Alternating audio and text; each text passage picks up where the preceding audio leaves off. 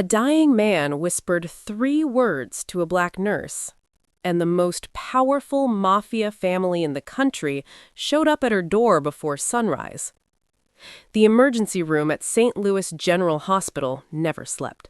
Monitors screamed, stretchers crashed through double doors, nurses shouted orders over the chaos like battlefield commanders. But for Kendra O'Coffer, this was just Tuesday night. She had been on her feet for 14 hours straight. Her scrubs smelled like antiseptic and adrenaline, but Kendra didn't slow down. She never did. She stayed for the grandmother clutching her chest in Bay 4. She stayed for the teenager who got hit by a stray bullet walking home from school. Every time she thought about leaving early, she heard her mother's voice. When God puts a life in your hands, you don't set it down until he tells you to. At 11:47 p.m., the ambulance bay doors slammed open. 2 paramedics rushed in pushing a gurney. The man on it was barely recognizable as human, face swollen beyond identification, ribs cracked, blood soaking through the white sheet beneath him. His breathing was shallow, ragged, like each inhale was a negotiation with death. Male, mid-20s, severe blunt force trauma, possible internal bleeding, the paramedic shouted. No ID, no phone, found behind a warehouse on the east side. Kendra moved without thinking. She barked orders, called for imaging, started an IV line while the other nurses were still reading the chart. Her hands moved with the kind of precision that only comes from years of refusing to let people die on your watch. As she cut away his shirt to attach the cardiac monitors, she noticed something. A tattoo on his inner wrist.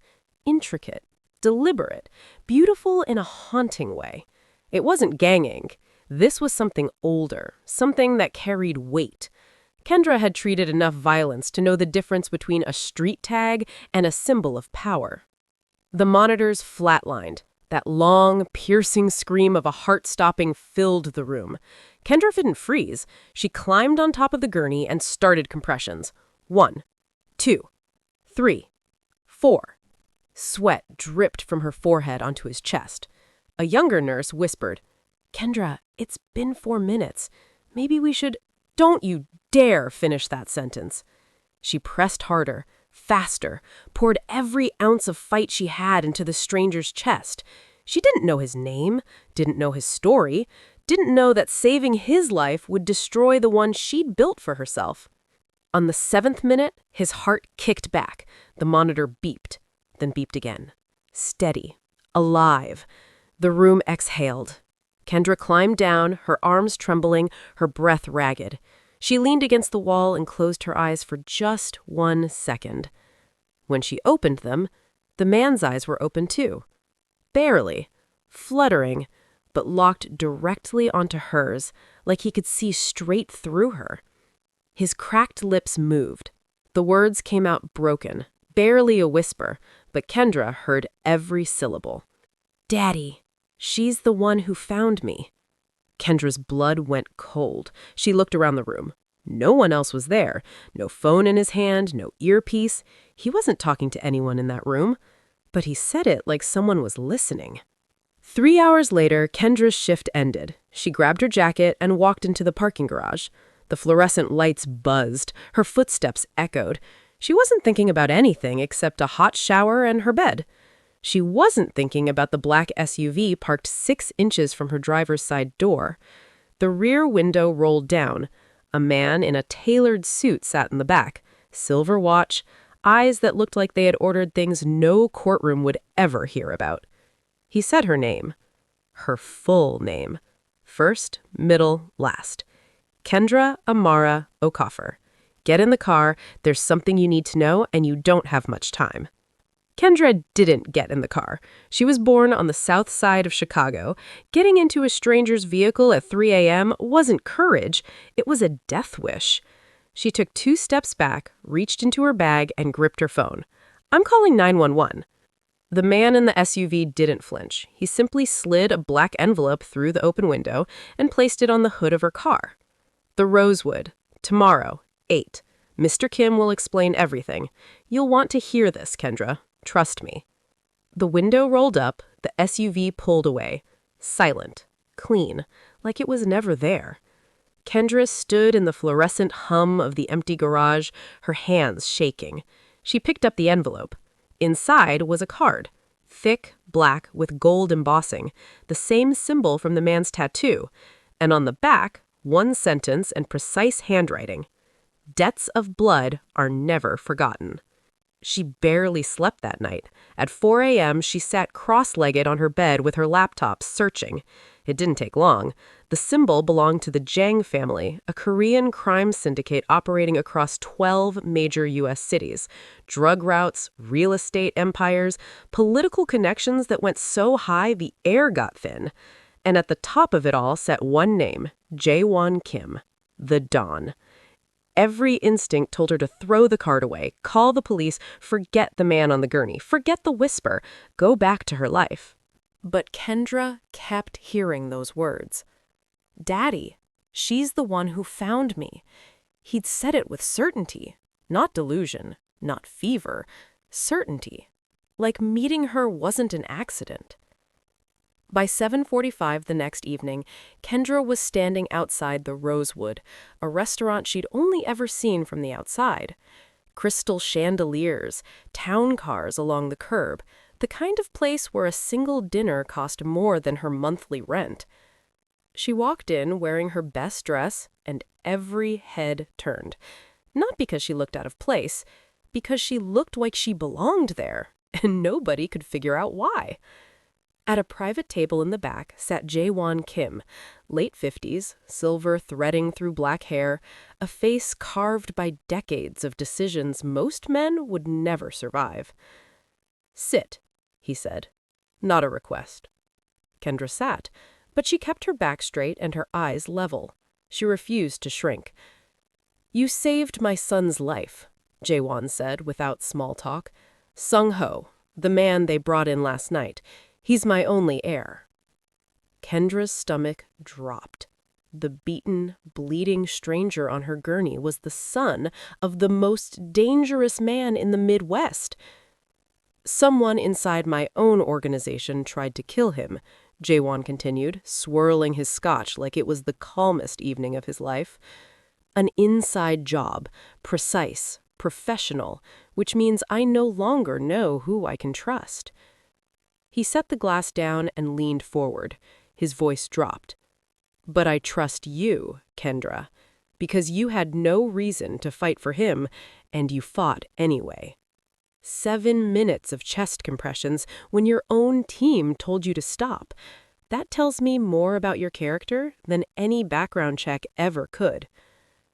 Kendra felt the ground shifting beneath her. "I'm a nurse. I save people. That's all this is." Jae-won reached into his jacket and slid a photograph across the white tablecloth. It was old, creased, faded at the edges. It showed a little black girl, maybe 6 or 7, standing outside a red brick church on a rainy day, holding a man's coat that was 3 sizes too big for her. Kendra stopped breathing because she recognized the coat, and the church, and the rain. That little girl was her. If you're watching this right now and your heart just shipped, imagine how Kendra felt. Now, imagine walking away from the story without knowing what comes next. You can't. Subscribe, because what Jae-won says next changes everything. Jae-won's voice softened, not with warmth, with weight. "You don't remember me, Kendra, but I remember you. I was there the night your father died." Kendra's father died when she was 7 years old. A hit and run. That's what the police report said. That's what her mother told her. That's what Kendra believed for 23 years. Elijah Okafa was a community organizer in Southside Chicago, the kind of man who showed up to every school board meeting, every neighborhood watch, every church fundraiser. He wasn't wealthy, he wasn't powerful, he was just a man who believed that ordinary people deserved the truth. And that belief got him killed. Jae-won laid it out with surgical precision. Elijah had discovered a money laundering operation running through 3 churches on the South Side, millions washing clean through fake renovation contracts and shell companies. The operation belonged to the Yoon family, the Jang family's oldest and most ruthless rival. When Elijah threatened to go public, the Yoons sent a car on a Tuesday evening and turned a father into a statistic. "I was in Chicago on business that night," Jae-won said, his voice stripped of its usual control. "I saw the aftermath.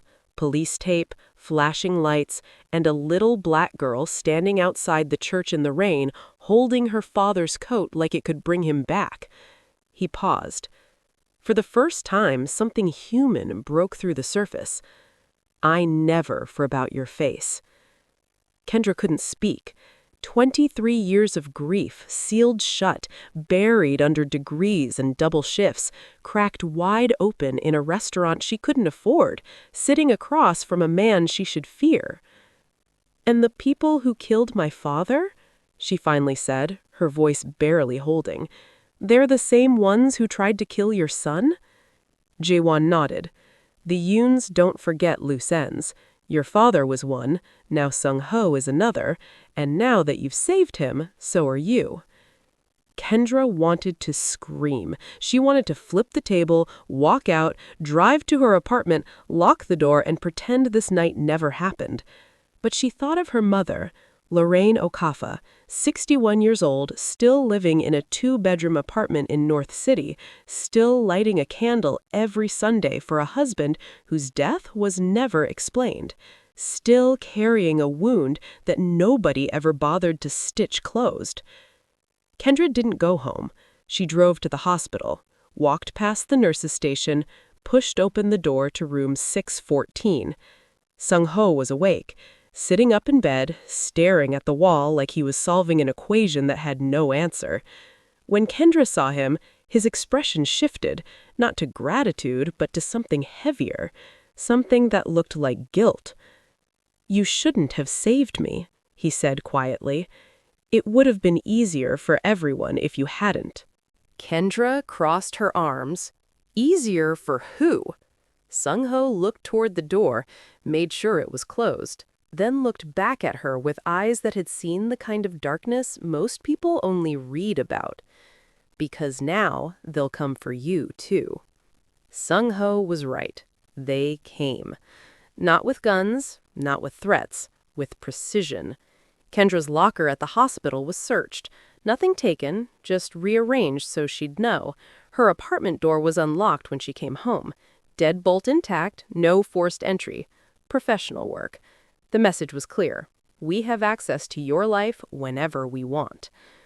The final warning was a bouquet of white lilies delivered to her mother's apartment. No card, no sender. The flowers people send to funerals. Kendra confronted Jae-won at his private office, a penthouse overlooking the Gateway Arch. She didn't wait for permission, walked in and slammed the lily petals on his desk. "Your world is touching mine. I never asked for this." Jae-won didn't flinch. He opened a leather folder and slid a document across the desk. "Then let me make it formal." The contract was 12 pages long, drafted by lawyers whose hourly rate could cover Kendra's rent. The terms? Serve as Sung-ho's private recovery nurse inside the Jang compound for 6 months. In return, full protection for Kendra and her mother, her $200,000 in student debt erased, and complete access to everything the family knew about her father's murder. Kendra read every word. One clause stopped her. The party agrees to remain within proximity of the Jang household for no less than 6 months. "You want me to live with your family?" Kendra looked up. "Inside a Mafia compound?" "Inside the safest building in Missouri," Jae-won corrected. "The Yoon family doesn't send flowers twice, Kendra. The next delivery won't be lilies." She saw the trap. Sign and walk in willingly, refuse and enter the danger anyway, without walls.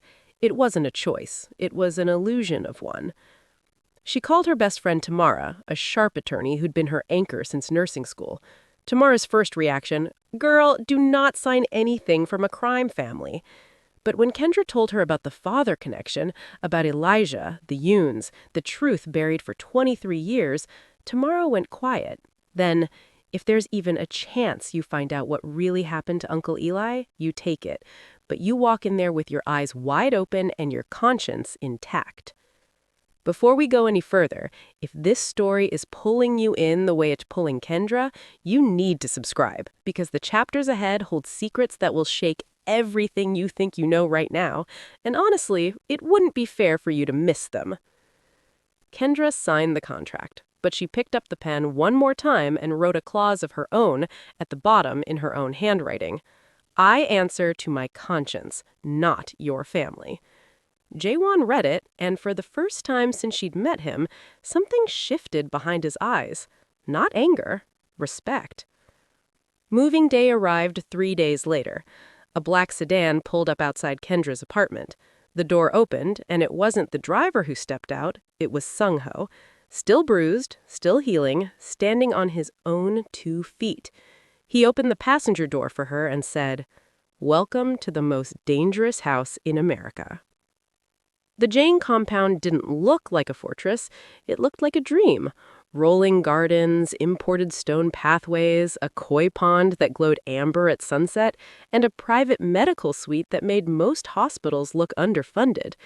But Kendra felt the cameras before she saw them, that quiet, electric hum you only notice when someone is always watching. She was given a suite in the East Wing. Marble floors, Egyptian cotton sheets, a bathroom bigger than her entire apartment. Beautiful and monitored. On her first night, Kendra found a small camera behind the bathroom mirror. She ripped it out, walked downstairs the next morning, and placed it on Jaewon's breakfast plate without a word. He sipped his coffee, didn't mention it. By evening, every camera in her wing was gone. Round 1, Kendra. But the compound held a different kind of surveillance.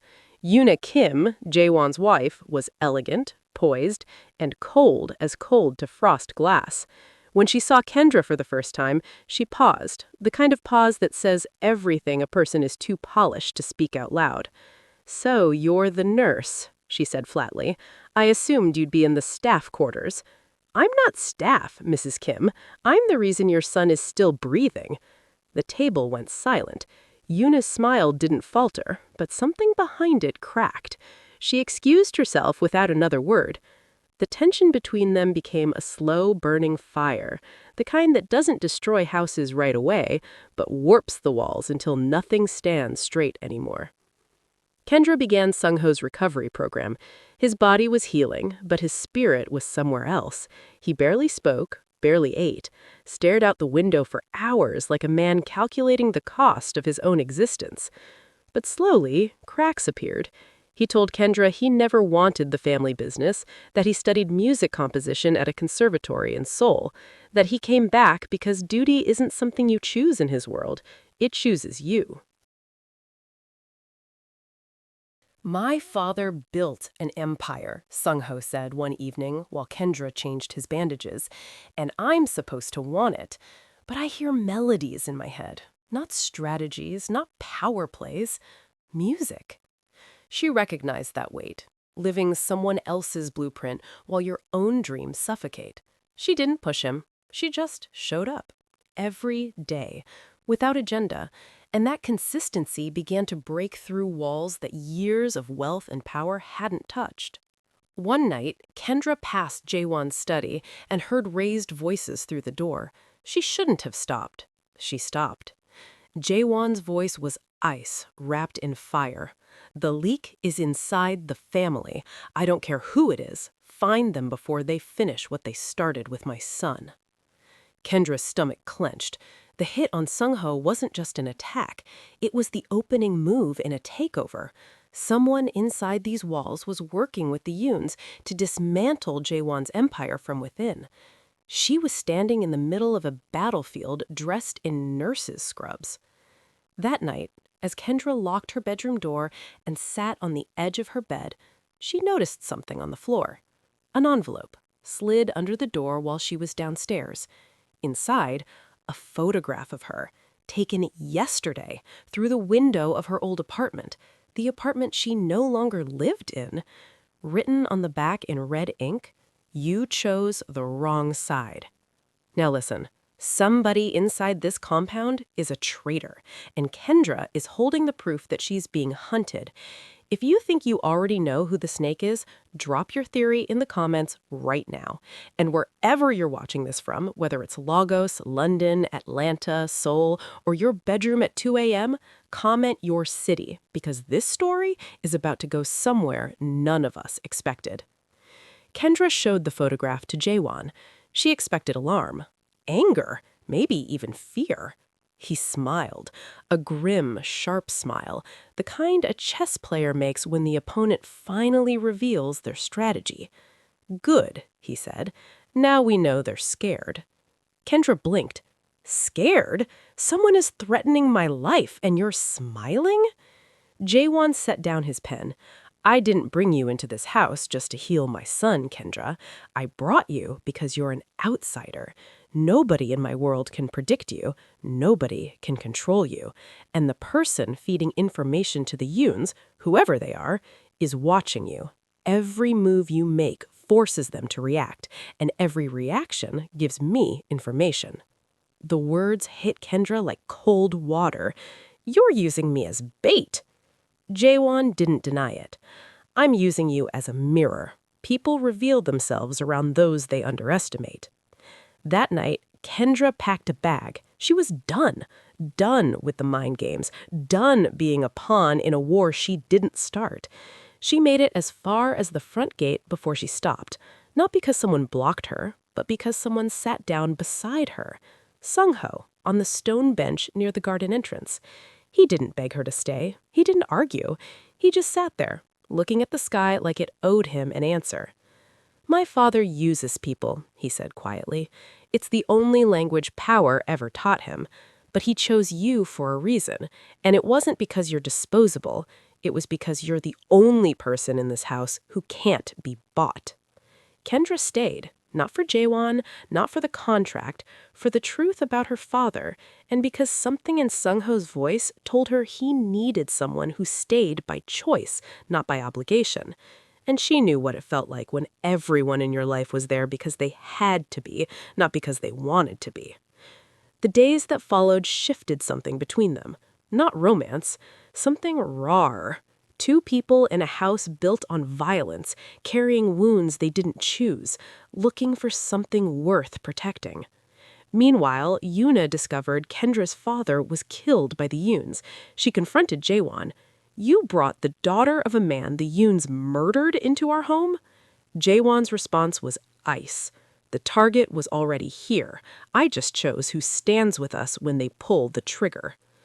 Alliances shifted, suspicion thickened, and Dohan, one of Jaewon's most trusted lieutenants, began to watch Kendra with the kind of interest that smiles too easily and stands too close. It was a Thursday night when Kendra found him in the private medical suite, alone, at 1 a.m. He wasn't injured. He was hunched over the desk, scrolling through Sung-ho's medical records on the private system. When Kendra saw him in the doorway, he froze, then recovered, smiled, that easy smile, just checking on her patient. But his hands were shaking. Kendra didn't confront Dohan. She did something smarter. She watched. Years of nursing had trained Kendra to catch what people hide, the micro-expression before a lie, the shift in breathing that signals fear, the pupils that change when someone is calculating instead of communicating. She applied that same precision to Dohan. Every phone call he made happened within 48 hours of a Yoon attack. Every time he disappeared, something went wrong outside the compound. He was careful, but Kendra was more patient. She documented everything in a notebook tucked inside her medical bag. Meanwhile, Sung-ho's recovery reached a turning point. He was strong enough to walk the grounds, and during one of their evening walks, the emotional walls finally collapsed. He told Kendra about the night he was attacked. He'd been at the harbor to meet someone he thought he could trust, a woman from his years in Seoul. Someone who made him feel like more than his father's legacy. Her name was Ji-yeon, and she'd set him up. "I thought she was the one person who saw me," Sung-ho said, his voice cracking on the edges. "Not the family name, not the money, just me. I was wrong." Kendra recognized that wound. Growing up without a father teaches you to search for safety in dangerous places, to confuse intensity for love. She told him, carefully, about growing up fatherless, about how absence teaches you to measure love by who stays, not by who promises. If that hit you somewhere real, if you know what it's like to trust someone who didn't deserve it, then you understand this story on a level most people won't. And if you're still watching without subscribing, ask yourself why. This channel tells stories that find you exactly where you are. Subscribe. You won't regret being here for what's coming. The quiet between them that night wasn't uncomfortable. It was the kind of silence that happens when two people stop performing and just exist. Not romance, deeper, recognition. That silence was shattered at 2 a.m. Jae-won's warehouse on the east side was firebombed. 2 of his men were killed. The precision confirmed the worst. The mole had operational-level access. This was someone at the table. Jae-won called everyone into the main hall. His composure cracked for the first time. He looked at every face. Wife, son, lieutenants, Kendra, searching for the lie. Kendra felt the weight of her notebook in her bag. She had weeks of documentation, timestamps, patterns, enough to point the finger at Do-han. But she also understood what accusations meant in this world. They didn't end in courtrooms. They ended in silence, the permanent kind. She stood up. The chair scraped against the marble floor. Every head turned. I know who the leak is. Do-han's eyes found hers across the room, and for one flickering second, the mask slipped. The room stopped breathing. Kendra stood alone in a hall full of people who had built their entire lives on power, and she held nothing but a notebook and the truth. She laid it out the way she'd been trained, methodically, precisely, without emotion.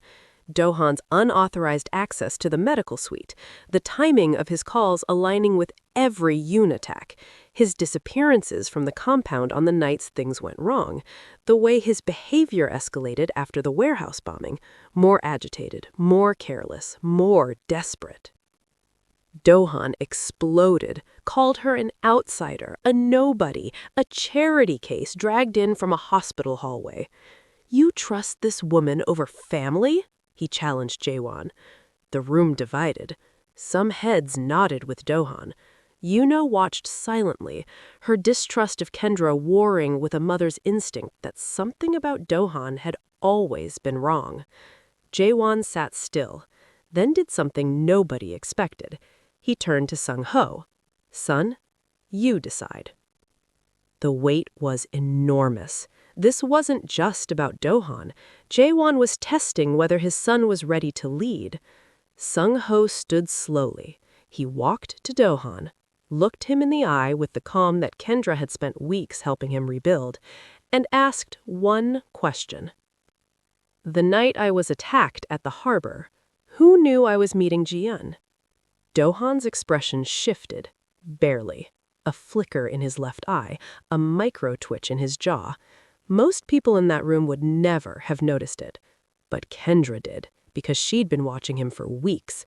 And Sung-ho caught it too, because Kendra had taught him what to look for.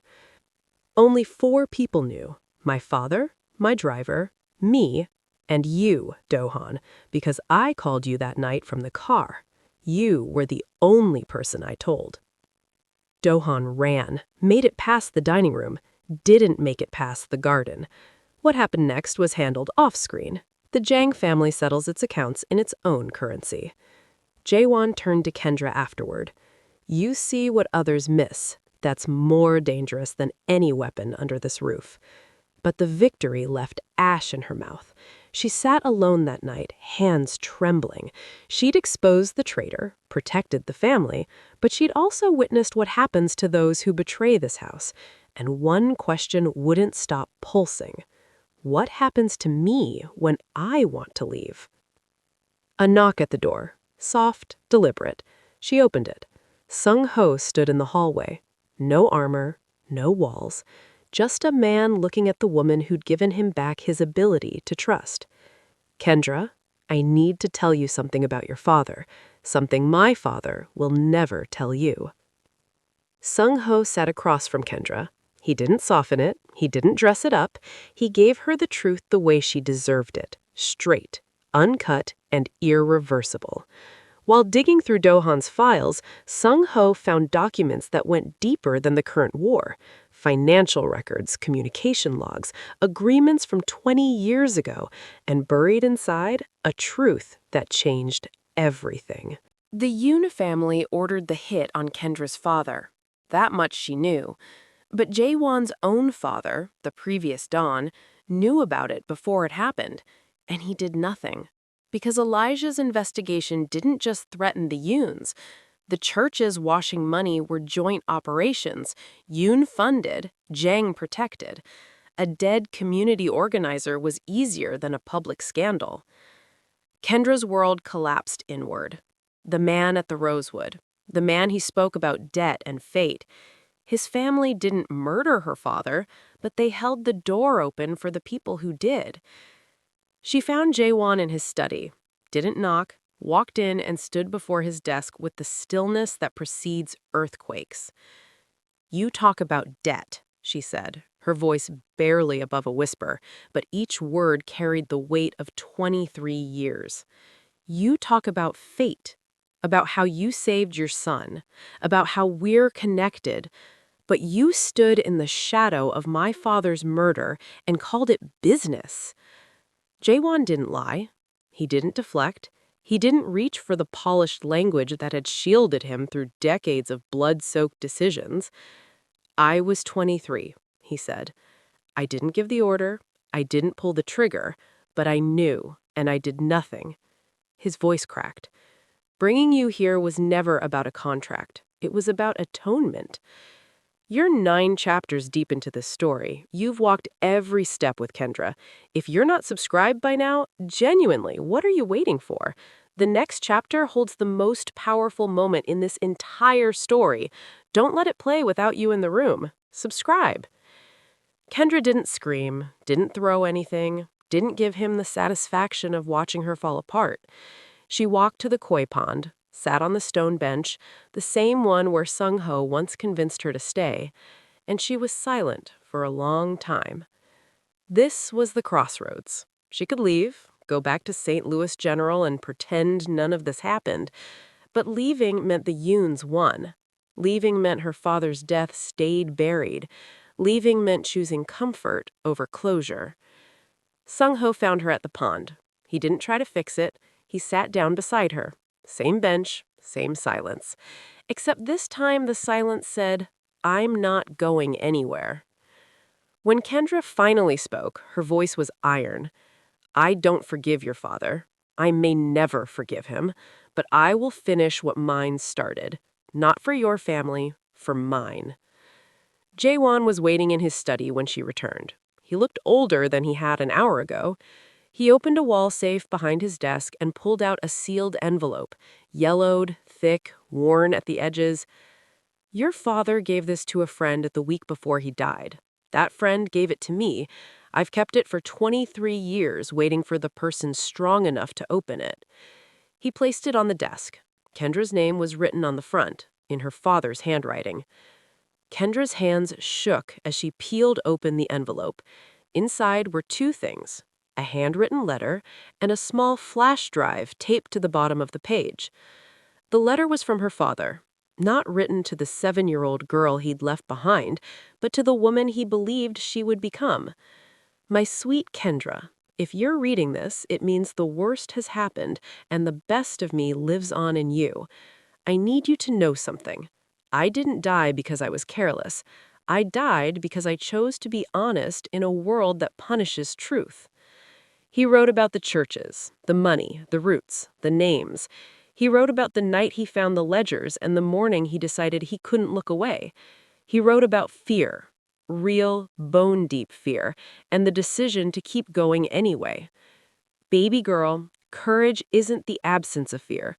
Courage is knowing the cost and choosing to pay it because the alternative, silence, costs more, not in money, in soul." The final paragraph broke her.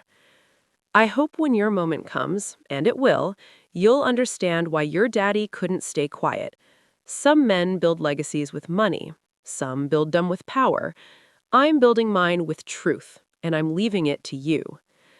Kendra pressed the letter against her chest and let the tears come. Not quiet, dignified tears, the kind that comes from a heart holding itself together for 23 years. She cried for the father she lost, for the childhood stolen, for the mother who lit candles every Sunday for a man whose sacrifice was never acknowledged. The flash drive contained everything: bank records, transaction logs, names, routes, shell companies. Elijah hadn't just stumbled onto corruption, he'd built a federal case and hidden it where no one would look. Kendra now held the power to destroy the Yoon syndicate, but the records also showed the Jang family's historical involvement enough to wound them publicly. She went to Sung Ho first, showed him everything. The moment was a test of every honest word they'd ever shared. Sung Ho read the document slowly, then looked at her. "If you release this, it hurts my family too." "I know." A long silence. Then Sung Ho said the words that proved Kendra's faith in him was never misplaced. "Do what's right, not what's safe." Kendra took the evidence to a federal prosecutor. She released the Yoon records in full. For the Jang family, she provided only the historical documents, with context showing Jae-won was not the decision-maker. It wasn't a cover-up, it was justice with nuance, the kind her father would have understood. The Yoon syndicate collapsed within 90 days. Federal raids across 4 states, 14 arrests, assets frozen. The empire that killed her father, dismantled by the daughter they never thought to fear. Jae-won stepped down voluntarily, not because the law forced him, but because Kendra's integrity showed him what accountability looks like when it's not performed for an audience. Sung Ho took the helm and began reshaping the family. Less shadow, more structure. Kendra's fingerprint wasn't on any document, but it was on every decision he made. She taught him something his father never could. Real strength doesn't come from controlling people. It comes from earning their respect. 6 months after the raids, Kendra walked back into St. Louis General Hospital. She wore scrubs. Her badge read the same name it always had. She returned to nursing, but she was different, steadier, clearer. She carried her father's letter in her medical bag every single shift. Her mother, Lorraine, finally received the truth she'd waited 23 years to hear. She sat in her living room chair, held her husband's photograph, and whispered, "I always knew he didn't die for nothing." The scholarship fund Kendra established in Elijah's name sent its first 12 students to college that fall, all from Southside Chicago, all children of families who were never given the chance to be seen. On the last evening of this story, Kendra stood in the ER. A new ambulance arrived, new stretcher, new stranger covered in blood, clinging to the edge between this world and the next. Kendra pulled on her gloves, checked her monitors, took a breath, and went to work. Because Kendra Okafor didn't save people because the world was fair. She saved them because she understood, deeper than most people ever will, that one moment of kindness, given freely, without recognition, without reward, can outlast a lifetime of power. Her father proved it with his death. She proved it with her life. And that is the inheritance no one can take from you. Not money, not a meme, not an empire. The decision to do the right thing when the easy thing is sitting right there calling your name, that's real wealth. And it passes from one generation to the next, not through blood, but through courage. If this story planted something in you, even one seed, even one thought you didn't have before you pressed play, then it did what it was meant to do. Subscribe to this channel, not because I'm asking, because the next story might be the one that changes how you see your own life, and you deserve to be here when it does. And if somebody told you that you don't matter, that your small acts of kindness don't count, send them this story. Because Kendra was just a nurse, and she shook an empire. What are you?